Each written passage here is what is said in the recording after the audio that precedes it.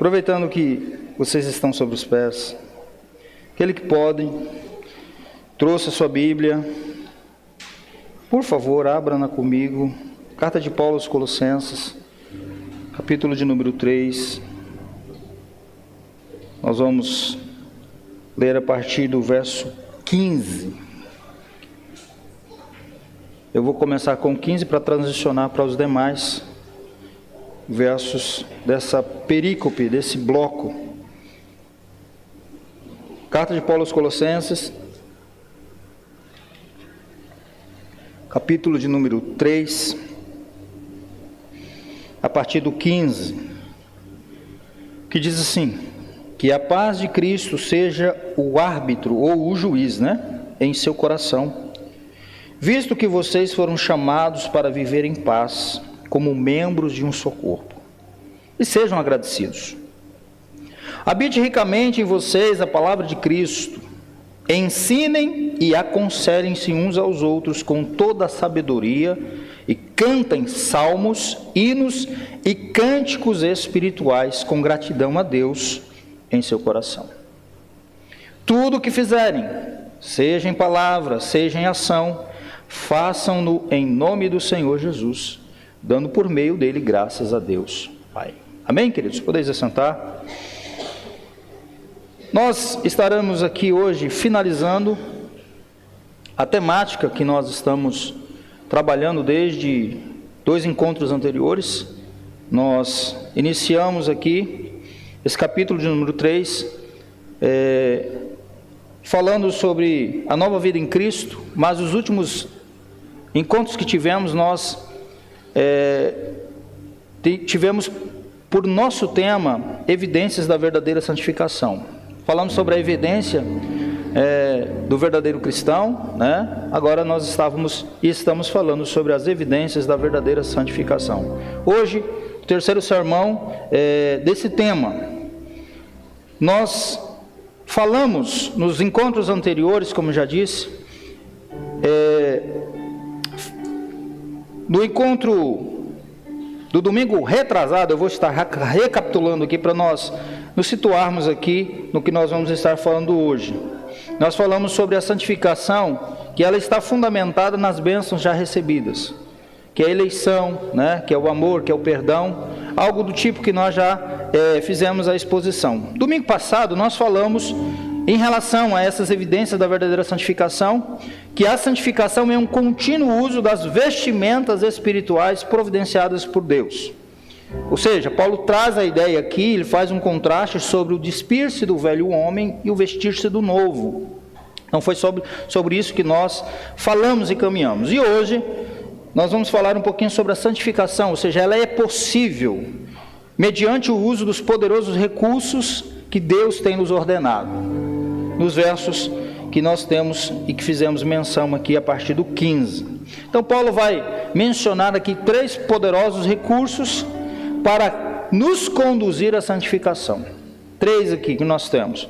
Eu quero tentar aqui não ser muito exaustivo, mas sucinto, na medida em que nós formos caminhando. Okay? Porque se eu for tentar ser exaustivos e exaurir muita coisa, nós vamos terminar amanhã. É muito conteúdo aqui, abençoador, nesses versículos que temos. Mas nós vamos tentar ser o mais sucinto possível. Gostaria muito que você prestasse atenção, se desligasse lá de fora, do telefone, do companheiro que está ao lado. Não fique conversando e vamos juntos aqui aprendermos da palavra do Senhor. Verso 15. Ele começa dizendo que a paz de Cristo seja o juiz em seu coração. Então, o primeiro recurso que nós temos aqui, que o Senhor nos conduz a isso, Paulo deixa isso claro, é a paz de Cristo. A paz de Cristo. Essa paz aqui é a condição de descanso e contentamento no coração daqueles que sabem que o seu Redentor vive. Nós sabemos que nós vivíamos em inimizade contra Deus. Existia uma inimizade, um conflito, mas através de Cristo, esse conflito foi solucionado, foi resolvido. Então é por isso que ele diz que a paz de Cristo seja o juiz no coração de vocês. Essa paz é a convicção de que os nossos pecados passados já foram perdoados. e de que o presente, aqui a nossa vida, no momento que estamos vivendo, está sendo dirigido para o nosso bem, e de que o futuro jamais poderá nos ameaçar e nos afastar de Cristo Jesus. Assim como Paulo diz aos Romanos: quem poderá vos separar do amor de Deus que está em Cristo Jesus, nosso Senhor? Isso significa entendermos que essa paz nos proporciona tudo isso.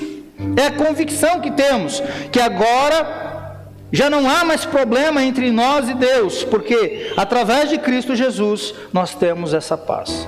Nós podemos desfrutar dessa paz. Ralph Martin, ele afirma que o reinado dessa paz, ela ressalta ainda mais a necessidade de ter uma comunidade cristã vivendo ou convivendo em união e tolerância. Por isso que ele está falando aqui sobre os relacionamentos que nós temos com Deus, mas não somente com Deus, mas também de forma horizontal com os nossos irmãos. Então essa paz, ela ressalta essa necessidade. Se nós temos paz com Deus, nós precisamos também termos paz uns com os outros. E veja bem, o chamado aqui não é para permitir que nenhum espírito estranho se infiltre nos relacionamentos dos membros da igreja, destruindo a paz. É para que nós venhamos desenvolver essa paz. Essa paz é a paz de Cristo, porque foi Ele que nos concedeu, conforme João 14, 27, ele diz assim: deixo-vos a minha paz, e a minha paz vô-la dou. Não a paz como a paz no mundo, mas a paz de Cristo. Essa paz não é uma paz de cemitério, né? Que está tudo silencioso, tudo quieto. Essa paz não é calmaria e nem ausência de lutas, porque nós vamos vivenciar momentos de lutas, de adversidades, de revés. Essa paz nem mesmo é a presença de coisas boas, mas essa paz é uma pessoa. Essa paz é Jesus. Essa paz é Cristo Jesus. Cristo é a nossa paz. Cristo é a nossa paz. Então veja bem, essa paz não é interna, é também uma paz que reverbera nos relacionamentos, como falei. Quando nós temos paz, quando nós temos Cristo, essa paz de Cristo em nossa vida, em nosso coração, como diz ele, que a paz de Cristo seja o juiz no coração de vocês. Quando nós temos isso, nós também temos paz uns com os outros. Nós não podemos ter a paz de Cristo no coração e ao mesmo tempo estar em guerra com o nosso irmão, uma vez que nós fomos chamados em um só corpo, em Cristo Jesus. Nós não podemos ter uma relação vertical com Deus sem estar também tendo uma relação horizontal acertada com os irmãos. Isso aí é uma falácia. Não há possibilidade alguma. Você vê hoje, desse cristianismo contemporâneo, muitas pessoas dizendo isso. Não, estou bem com Deus. Eu e Deus é assim. Mas quando olha para o irmão, não tem comunhão, não consegue se comungar. Isso é uma inverdade. Então, um dos processos, dos pontos culminantes e imprescindível, um recurso poderoso para nós sermos conduzidos à santificação, é termos paz, é a paz de Cristo em nosso coração. Paz com o Senhor, pecados perdoados, vestindo-se de um novo homem, mas também paz com os nossos irmãos, vivendo em comunhão. A harmonia da igreja, queridos, é a expressa vontade de Deus para o seu povo. Deus não nos chamou para nós vivermos em animosidade, em inimizade, mas Deus nos chamou para vivermos em unidade, desfrutarmos de comunhão. E aí ele diz que essa paz é o juiz em nosso coração. Nós definimos que a paz é Cristo, que está em nós. E essa paz, essa pessoa que está em nosso coração é o juiz, é o árbitro em nosso coração. É isso que o texto diz, que a paz de Cristo seja o juiz em seu coração. O termo grego traduzido aqui para juiz ou para árbitro faz parte do vocabulário esportivo, né? E refere-se àquele que preside o jogo, distribui os prêmios e também pune. Quando nós cometemos uma falta, o árbitro para o jogo e nós somos impedidos de continuá-lo. Então nós precisamos entender o seguinte, que quando nós transgredimos as regras, esse árbitro, ele vai nos desqualificar para o jogo. É tão sério isso aqui, quando a gente fala, e muitas das vezes nós arranhamos na superfície, mas é importante pensarmos nisso. Por que tem tantos imperativos em amarmos, em suportarmos, em perdoarmos? É por causa disso. Porque a palavra nos ensina, se nós tivermos problema com os nossos semelhantes, com os nossos irmãos, nós não podemos nem orar. Nós não podemos nem ofertar. E por causa de questões não resolvidas, muitos estão enfermos, doentes, mortos. Quando nós transgredimos as regras, nós somos desqualificados. Não é assim que acontece quando o árbitro está lá no jogo, que um comete uma infração? Se eu falar do Flamengo aqui, tudo só o sangue do cordeiro, crente flamenguista, tem que converter tudinho. Quando é assim, a gente grita, a gente fica nervoso, olha lá, olha lá. Mas o juiz, ele vai apitar. Ele vai dar um cartão amarelo e muitas das vezes você fala, amarelo só? Tem que dar um vermelho. Aqui Paulo está dizendo que a paz de Cristo seja o juiz no coração de vocês. Visto que vocês foram chamados para viver em paz. Então quando vem uma situação difícil, de uma intriguinha, né? Quando nós ferimos ou falamos alguma coisa que não deveríamos falar do nosso irmão, Jesus vem com o cartão vermelho, ó. Porque nós somos chamados, diz o texto, para vivermos em paz. Vocês estão entendendo? Amém? Vocês estão compreendendo aqui o negócio? E isso nos leva a viver uma santificação, a estarmos separados. Jesus, essa paz que nos reconcilia com Deus, agora habita em nós pelo seu Espírito. E quando nós infringimos as regras, Ele vem e apita. E muitas das vezes nós somos apenas amarelados. Mas em alguns momentos, em algumas circunstâncias, nós somos avermelhados também. Isso significa que nós temos que reconsiderar a nossa postura, o nosso posicionamento.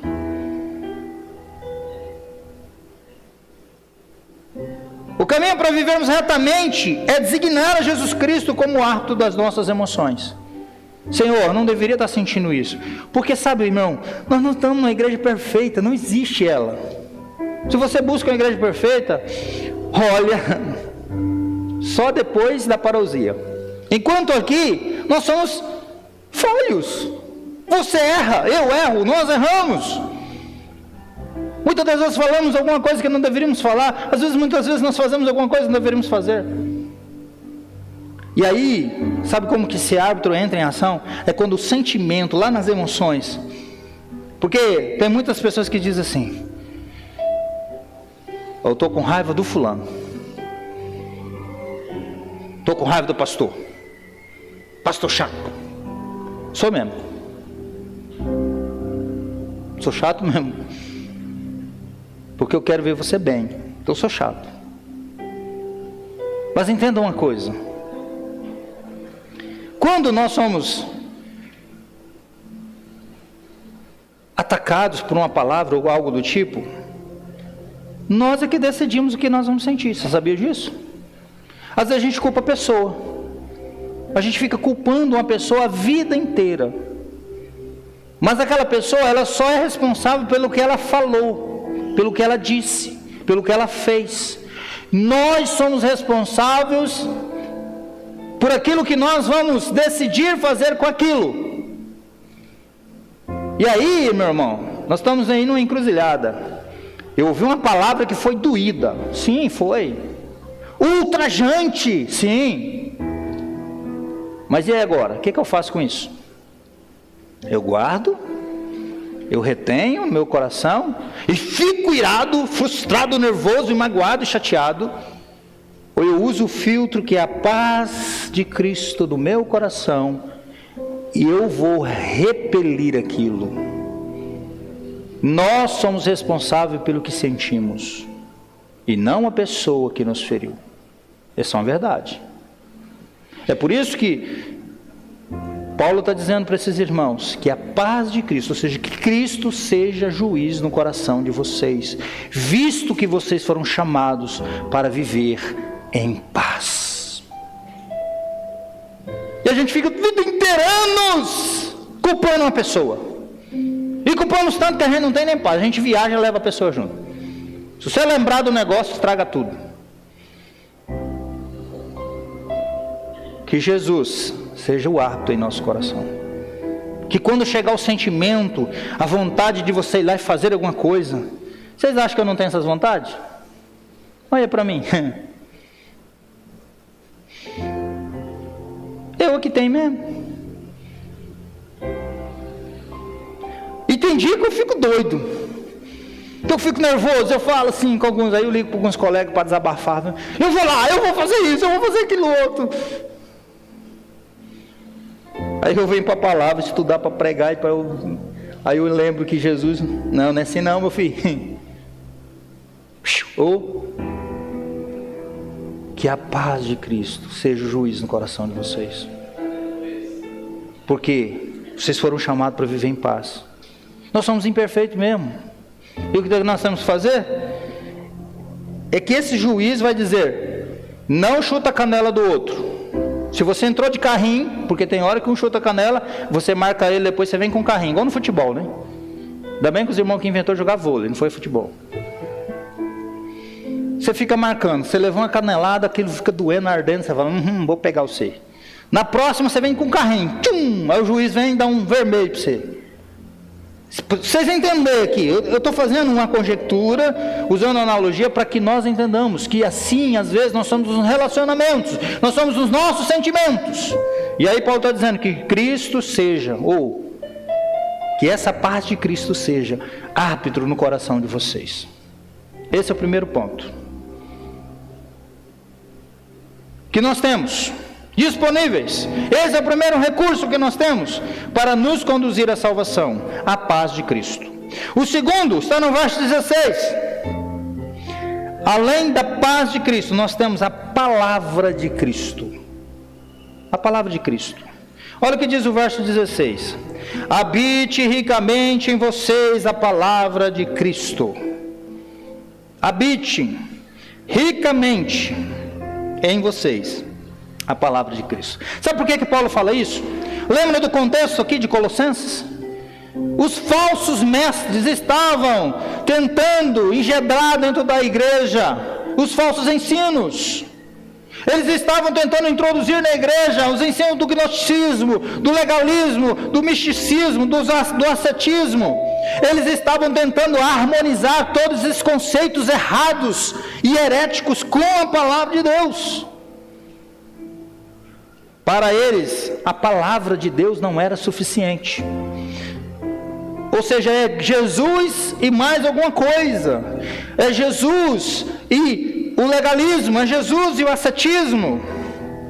Então Paulo determina, ele ordena: habite ricamente em vós a palavra de Cristo.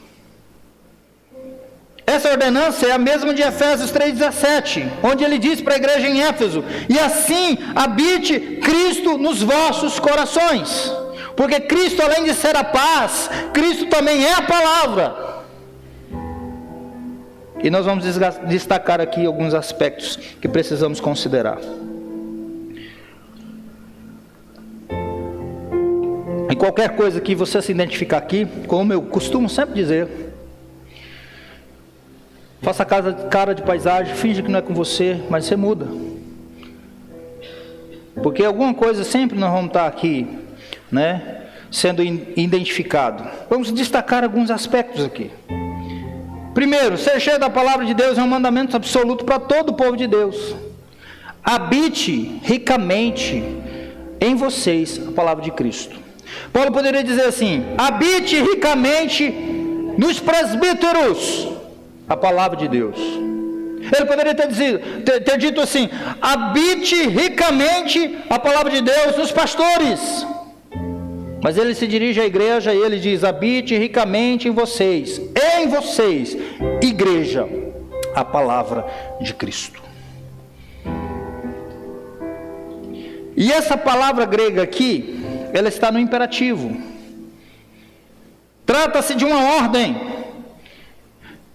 Não ser um cristão cheio da palavra equivale a desobedecer ao mandamento apostólico. A palavra que Paulo utiliza de habitar, ele diz habitar ricamente e não pobremente em nosso coração. Significa que hoje, infelizmente, eu espero que não seja o caso de nenhum de nós, mas em alguns a palavra de Deus ela habita pobremente. Mas a palavra que Paulo ele direciona à igreja, ele diz: habite ricamente a palavra de Deus. E em muitos a palavra habita pobremente, porque quase não se tem nada da palavra de Deus. O analfabetismo bíblico hoje é assustador. E os púlpitos, o que dizer dos púlpitos? Estão ficando vazios da palavra. Desculpa a sinceridade, mas em muitos lugares, e eu tenho que tomar muito cuidado, porque eu falo em muitos lugares, que o Senhor me guarda, em relação ao Brasil, gente, em relação ao Brasil, em relação à igreja brasileira. Vocês não têm dificuldade de entender isso, mas vai que faz um corte da minha fala. Os púlpitos virou uma picação de fumo terrível. Como diz alguns colegas, maçou um barro terrível, uma amassação de barro. É aquele sermão do boi. Já viu? Vocês conhecem o sermão do boi? Já viu o boi pastando? Pasta aqui, pasta ali, pasta aqui, pasta ali. Depois você não sabe qual que é o caminho que ele percorreu pastando. É o sermão de 3 tópicos. Lê o texto, some do texto, nunca volta para o texto. E aí começa com experiências mirabolantes e viagens na maionese. E a igreja fica sem palavra. Isso porque os crentes já não leem, já não conhecem as escrituras, já não habita ricamente a palavra no coração. É claro que a responsabilidade de todos, mas muito mais de quem está aqui em cima para ensinar as verdades e toda a verdade do Evangelho. Então ser cheio da palavra é um mandamento absoluto para toda a igreja. Não é só responsabilidade do pastor, do presbítero, do diácono, do líder do apartamento, mas é de todos nós que possamos viver assim. Ser cheio da palavra de Deus significa ser governado por ela. E a palavra habitar traz a ideia de habitar como dono da casa, e não como inquilino ou como um visitante. Significa sentir-se à vontade em casa. Sendo assim, o que Paulo ordena é que more em vocês, não como hóspede, que passa um dia ou 2 ali, mas como habitante da casa que jamais sai dela. Que a palavra de Deus esteja impregnada em nosso coração, impressa em nosso coração, todos os dias. Ser cheio da palavra promove conhecimento bíblico.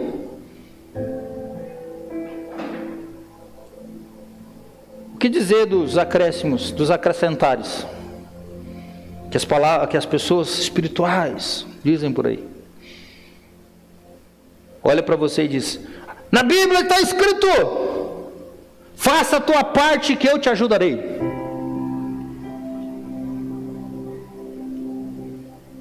O outro fala assim: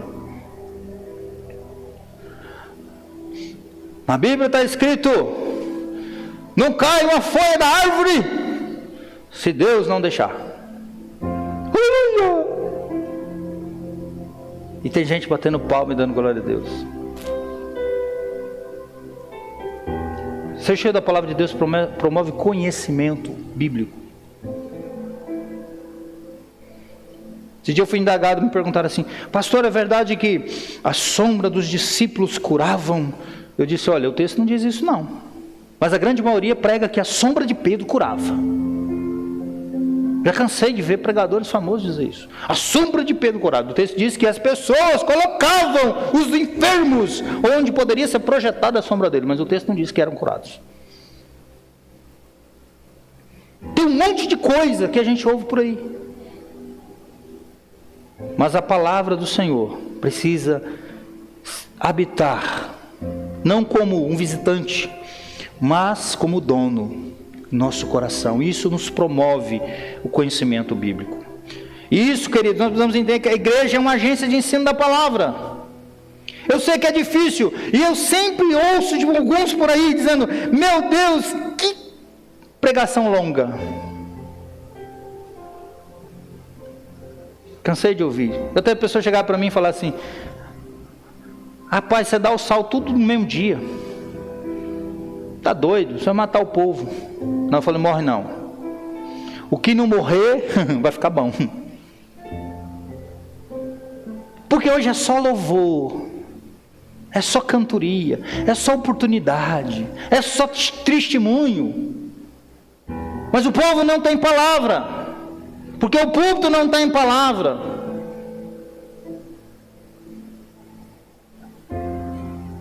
E a igreja, queridos, é uma agência de ensino da palavra.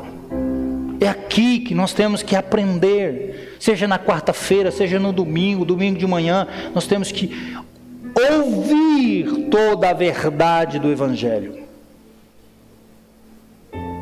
Aí entra a teologia do coach, né? Sermões motivacionais. Canta-se, canta-se, canta-se, canta, e sempre os louvores. Nós vamos falar de louvor aqui também, que o texto fala de louvor, né? Para mim, para você, olha para mim. E aquele monte de coisa. Aí o pregador sobe aqui, 15 minutinhos, e você é isso, você é aquilo, você é um vencedor. Olha para o irmão que está do seu lado, diz isso para ele, diz aquilo para ele. E nós não somos confrontados. Nós não somos admoestados pela palavra. A igreja é uma agência de ensino da palavra. Se vocês não aprenderem a palavra aqui, onde é que vocês vão aprender? Então nós precisamos ter condição de aguentarmos no mínimo 1 hora de ensino, de exposição bíblica, todos os cultos. No mínimo. E não 15 minutos, 20 minutos de picação de fumo. Os cristãos devem ser cheios da palavra, não para reterem todo esse conhecimento para si, mas para transmiti-lo aos outros. Para você ter condição de ensinar as outras pessoas. Não discutir, mas é ensinar.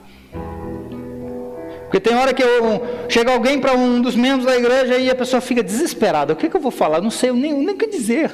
Eu não sei nem onde está escrito.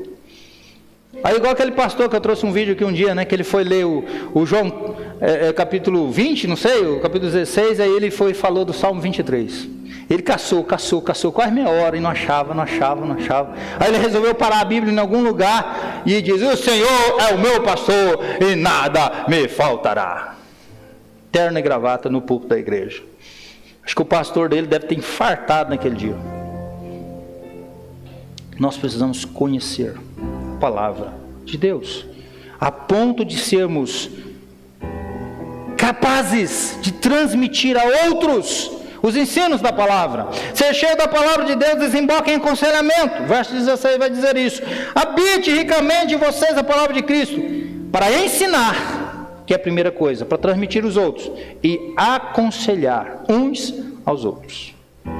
A igreja deve ser uma entidade terapêutica, além de ser uma entidade que promove o conhecimento, uma agência do ensino da palavra. Ela também é uma entidade terapêutica. Os cristãos devem aconselhar uns aos outros. em toda a sabedoria. E aqui eu vou abrir um parênteses, né? Porque tem hora que os conselhos que a gente ouve de outro cristão é difícil. A base é a palavra. Por isso que habite ricamente em vocês a palavra de Cristo. Ensinem e aconselhem uns aos outros. Porque tem hora que um irmão chega para o outro e fala assim: olha, aconteceu isso comigo. Rapaz, faz comigo. Eu fazia pá! Uhul. Que conselho, hein? Ah, se fosse comigo, eu descontava. Você tem que largar de ser trouxa. Ainda a gente escuta bem isso, né? Está vendo a dificuldade? Paulo sabia disso, falou: olha, a Bíblia, a palavra tem que habitar no coração de vocês ricamente, para vocês terem condição de ensinar e de aconselhar os outros. Aconselhem-se uns aos outros com toda a sabedoria. Nós devemos estar capacitados para esse trabalho do aconselhamento bíblico. Não só o pastor, mas todos nós. Se uma pessoa vem falar assim: fulano falou mal de mim, ele disse que eu sou feio. Aí você olha para a cara do cara e fala: mas é feio mesmo, meu Deus, como é que eu vou ser? Eu estou com raiva. Aí você fala: não, mas a Bíblia ensina o seguinte: nós precisamos perdoa o nosso irmão. Aí você olha para ele: por mais que ele falou a verdade, você não vai falar isso para o cara, né? Mas você fala assim: perdoa, libere perdão, ame, ore por ele. Esse é o conselho, né? Não guarde isso para você, isso vai te fazer mal. Não, a gente fala: rapaz, mas ele também é feio. Feio por feio todo mundo é, né? Salva a mãe e a mulher quando a gente casa, por graça e bondade. Gente, aconselhe uns aos outros. Nós precisamos estar capacitados. Agora, o abandono desse princípio tem levado muitas igrejas a desviar-se para o engano de que o aconselhamento bíblico é insuficiente e ineficaz. É por causa desse fracasso da igreja que vemos tantos cristãos doentes emocionalmente e tantos outros buscando ajuda nas cisternas rotas das psicologias humanistas. Eu tenho tentado resgatar o aconselhamento pastoral aqui na igreja. Por quê, queridos? Tem um monte de irmãos doentes porque estão ignorando o que a palavra de Deus ensina. Eu não vou laçar ninguém e arrastar para o gabinete, mas eu estou todas as madrugadas orando por você. E se você disser: pastor, eu preciso falar com o senhor, larga o seu terapeuta quieto no canto dele lá. Eu não vou chamar o terapeuta de outra coisa, porque ele pode me processar. Mas eu vou vontade de dizer isso: larga ele para lá e venha para cá. Aqui é o lugar de você ser curado espiritualmente. Aqui é o lugar de você ser ministrado pela palavra de Deus.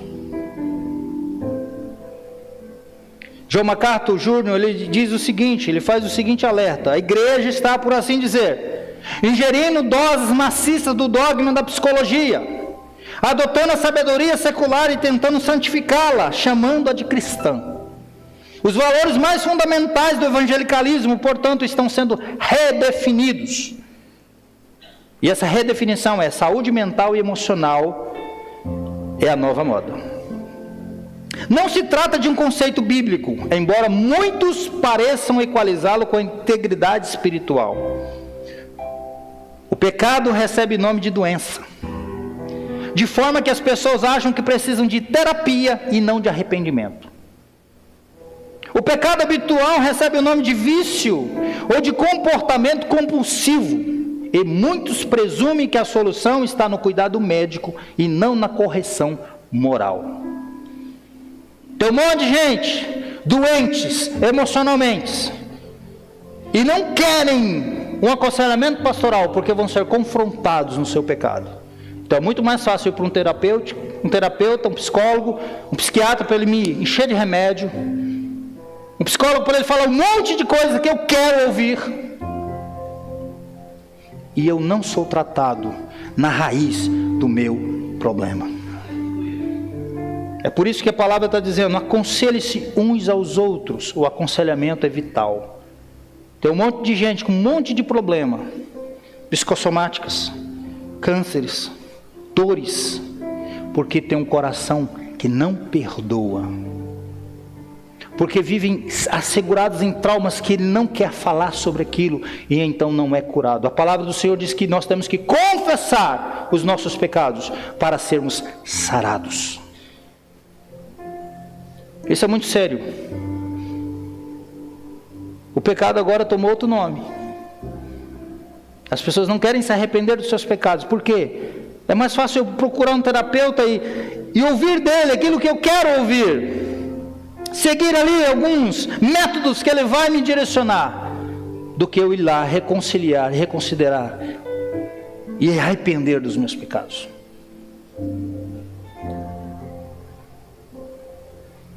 Nós precisamos pensar nisso.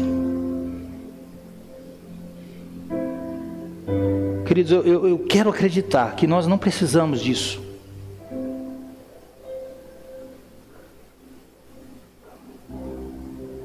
Qualquer coisa, qualquer problema, a gente corre para o psicólogo. Qualquer magoazinha que a gente sente, qualquer coisa que a gente fica ali pare com isso. Procure um conselheiro. Abre seu coração. Permita ser forjado pelas Escrituras.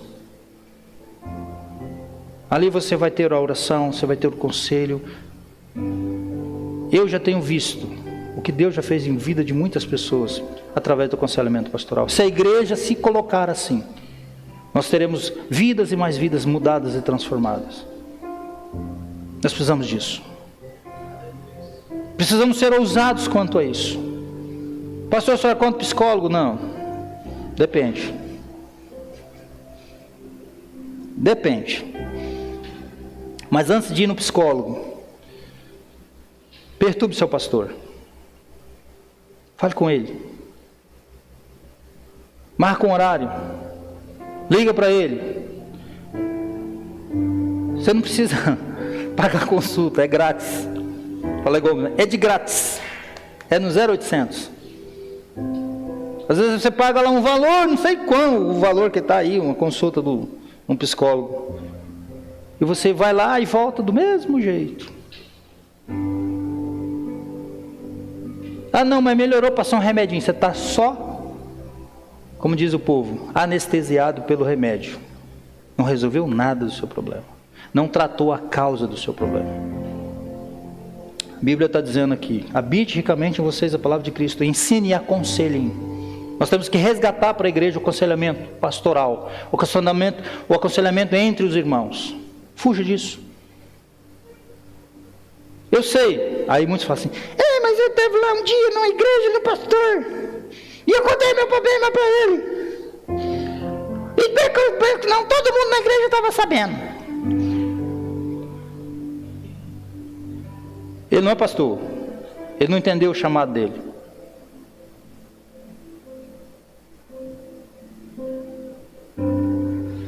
Eu tenho 6 anos de pastor. Sou melhor do que nenhum pastor. Mas existem questões que foram tratadas em aconselhamento bíblico, pastoral, que eu vou morrer sem que ninguém vai ficar sabendo, a não ser aquele que me disse. Mas você confia no cara lá. Abre o coração para ele. Você nunca nem viu na feira. Depois da 3ª, 4ª sessão você já conhece. Pare com isso. Espero que essa semana comece os telefonemas a chegar. Vaga, tem vaga. Uhul, vamos agendar aí para 90 dias, mas vamos lá. Precisamos disso. É bíblico. A igreja é uma entidade terapêutica. E precisamos ser curados nessas questões espirituais. Ser cheio da palavra de Deus, além disso, ela deságua na música, e música de adoração a Deus, como ele diz aqui: aconselhem uns aos outros com toda a sabedoria, e cantem salmos, hinos e cânticos espirituais com gratidão a Deus em seu coração. Ser cheio da palavra vai desagar onde? Na música. A vida transformada por Cristo e orientada por sua palavra expressa felicidade e gratidão através dos salmos, hinos e cânticos espirituais. O cristão deve cantar porque o cântico é transbordamento da felicidade da alma remida. E o que nós vemos hoje? As músicas. Ele começa dizendo: habite ricamente a palavra de Cristo. Nós temos um problema em relação à questão da música hoje. Por quê? Porque a música não fala nada da palavra. Não é a palavra cantada. É um texto poético, que às vezes até é legal, mas que fala só sobre o homem. Você é um espelho que reflete a imagem. Vou cantar não, senão vai ficar na mente de vocês. E fica rodando assim, né?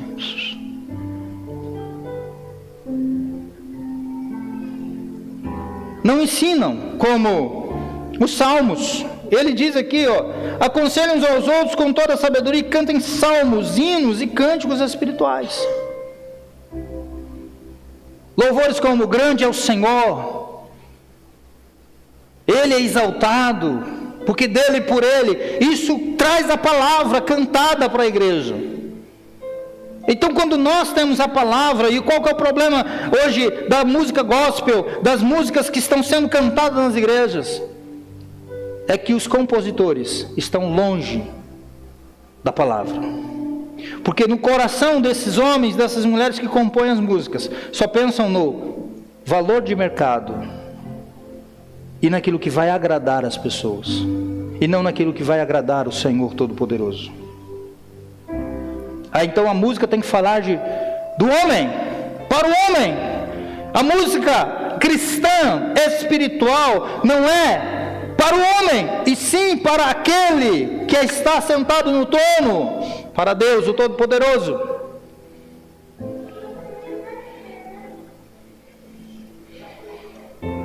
Então a pobreza do conhecimento da palavra reflete no imenso número de músicas evangélicas pobres e vazias de conteúdo bíblico. Como, por exemplo, uma bem conhecida: Deus não rejeita a oração, oração é alimento. Quem já cantou essa música? Nunca vi um justo sem resposta, ou ficar no sofrimento.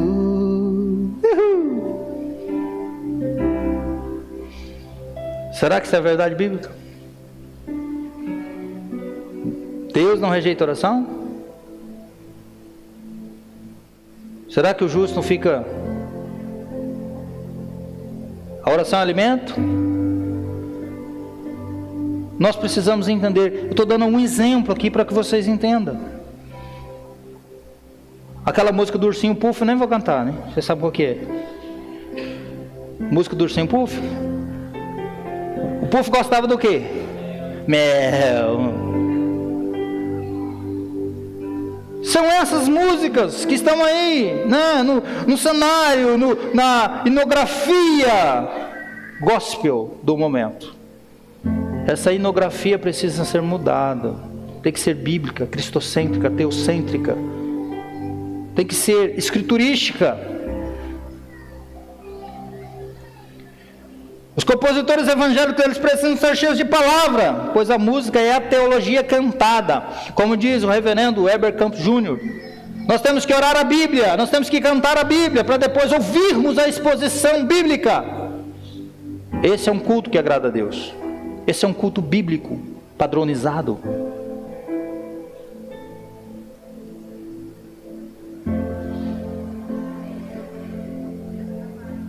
Nós temos...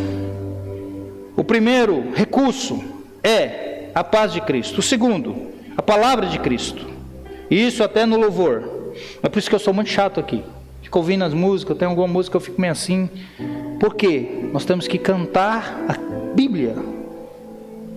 Para que nós sejamos ensinados através da música cantada.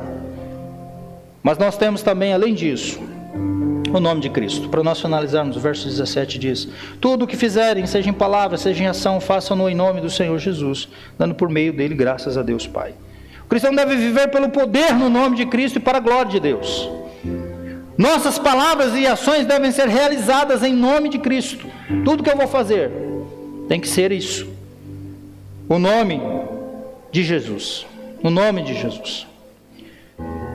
Não deve haver na vida do cristão contradição entre as suas palavras e ações, entre o seu comportamento na igreja e na sociedade que vive. A vida toda é sagrada, ou a vida toda é consagrada. Tudo é culto ao Senhor. Tudo é em nome do Senhor. Tudo é para o Senhor. Tudo é para o louvor do Senhor. E aí faz a gente pensar, né? O que eu tenho feito? Tem sido consagrado? Tem um hino que a gente canta que ele traz uma responsabilidade muito grande. Que diz assim: minha vida seja assim. Vocês já cantaram essa música alguma vez? Consagrada a ti, Senhor. É do tempo do... Ah lá, você conhece. Pisou na lama do dilúvio também. Minha vida seja assim, consagrada a ti, Senhor. Toda a nossa vida é um culto ao Senhor. Tem que ser consagrada ao Senhor. Tudo que nós fazemos. É por isso, irmão, que a gente tem que ter cuidado. Nós, assim, os mais fofinhos, os mais esbeltos, na hora de comer. Quando a gente vai comer, tem que ser para a glória do Senhor. E tem hora que a gente não come para a glória do Senhor. Como assim, pastor? É que você já está sentindo que é para parar. Já deu sinais que é para parar e você insiste em continuar. Porque tudo tem que ser para a glória do Senhor. Né? A nossa vida tem que ser consagrada ao Senhor. Tudo é consagrado. Tudo que o cristão falar e disser deve ser digno do seu Senhor e Salvador. Cristo é preeminente em seu viver. E é por isso o cristianismo que o cristão vive é integral. Cristo é preeminente em nossa vida. Precisa ser. É a paz dele que está em nosso coração. É a palavra dele que está habitando em nós. E é o nome, e no nome de Cristo que nós realizamos todas as coisas. É isso, é um viver santo. É um viver em santidade. É ter uma vida consagrada ao Senhor. É viver dessa maneira. Todas as coisas são sagradas para Cristo, visto que Ele pode fazer tudo, ou nós podemos fazer tudo em nome de Jesus.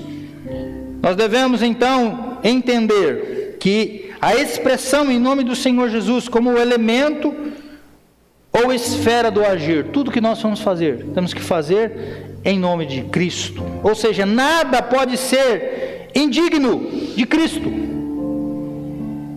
Nada pode ser indigno de Cristo, porque às vezes nós separamos, nós fazemos um negócio muito ruim. Nós separamos o secular do espiritual. A grande maioria faz isso até inconscientemente. Deixa eu explicar. Amanhã é que dia mesmo? E uns falam, amanhã é dia de branco. Não sei porquê. Amanhã é dia de ralação. Vai começar. O que a gente faz amanhã? Acorda cedo e vai trabalhar. E sabe que muitas das vezes a gente tem um comportamento para trabalhar muito diferente do comportamento que a gente tem para vir para cá. Porque a gente acha que o trabalho é puramente algo secular. Aí agora eu cheguei do trabalho, eu vou tomar meu banho e vou para a faculdade. A gente também acha que a faculdade é algo puramente secular. Os jovens na quinta-feira, nós vamos jogar vôlei. Tá, não precisa chegar lá e ficar antes do jogo. Você for lá fazer o quê? Jogar. Se fosse para orar, você vinha para cá, né? Culto de oração aqui na igreja. Mas até aquilo lá, mesmo que você não fez assim, você não orou antes de começar a jogar o vôlei. Aquilo lá não é puramente uma atividade secular de lazer, de entretenimento. Aquilo lá tem que ser em nome do Senhor e para a glória do nome dele.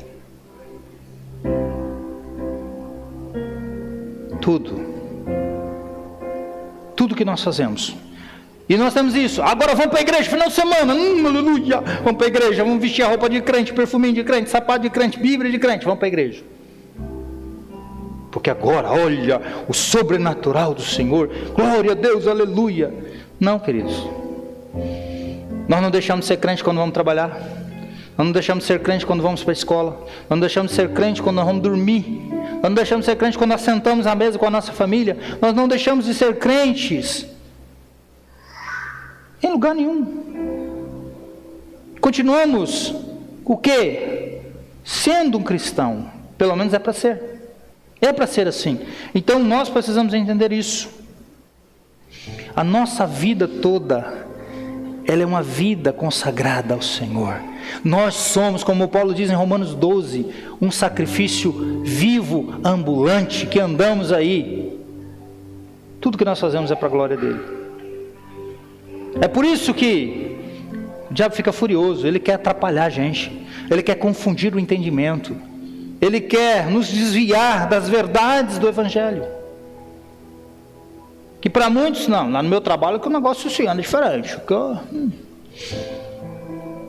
Estou pronto para dar um parafuso. Uhul. Não. Vai ter problema lá? O que você me diz? Tem uns endemoniados? Por lá não tem, não tem. Pastor, está cheio. Sempre vai ter um para tentar tirar a sua paz. Vai ou não vai? Lembro do Lázaro, né? Tem uns enviados do capeta, né? Sempre vai ter. Mas lá significa que é a hora de eu demonstrar que eu sou diferente. Sou cristão. A paz de Cristo habita aqui, a palavra de Deus habita aqui, e tudo que eu tenho que fazer é para o nome do Senhor e para a glória dele, é a minha vida consagrada a Ele. Não posso ser como os outros, como mundano, como Belial, como o ímpio. Eu sou cristão, eu já me despido, velho homem, eu estou vivendo a nova vida em Cristo, eu estou agora num processo de santificação. E aí lá eu vou pregar. Lá eu vou defender as verdades do Evangelho. Eu vou dar testemunho. É isso que nós precisamos entender. Nada indigno de Cristo pode ser feito. Nada ineto deve ser dito em associação íntima com Ele. Mas tudo deve ser feito de tal maneira que a santa presença e caráter de Cristo não sejam ofendidos. Quando fazemos algo por meio de palavras ou ações em nome de Cristo, estamos com isso reconhecendo sua autoridade. Ele tem autoridade sobre nós, e é isso que nós precisamos fazer. E é por causa do nome de Cristo que nós temos autoridade até para orarmos, para vivermos essa vida digna, por causa de Cristo. Tudo por causa dele. É por isso que Paulo está dizendo: tudo que fizerem, seja em palavra, seja em ação, façam no nome do Senhor Jesus, dando por meio dele graças a Deus Pai. Tudo que nós vamos fazer por meio de Cristo, o nome de Cristo, né? Dando por meio dele graças a Deus Pai, pela nossa vida, por tudo que ele tem feito, tudo que ele tem derramado sobre mim e sobre você. Que essa seja minha, que essa seja sua, que essa seja a nossa realidade. Nós temos disponíveis aqui 3 recursos imprescindíveis para nos conduzir à santidade: a paz de Cristo, a palavra de Cristo e o nome de Cristo. Que nós possamos viver assim, dessa forma, olhando para as Escrituras. E eu aconselho você, porque eu estou procurando fazer isso. Busque o Senhor pela oração, pelo jejum e pela palavra. Priorize o reino de Deus, a vontade de Deus, enquanto nós temos tempo, enquanto nós podemos achar.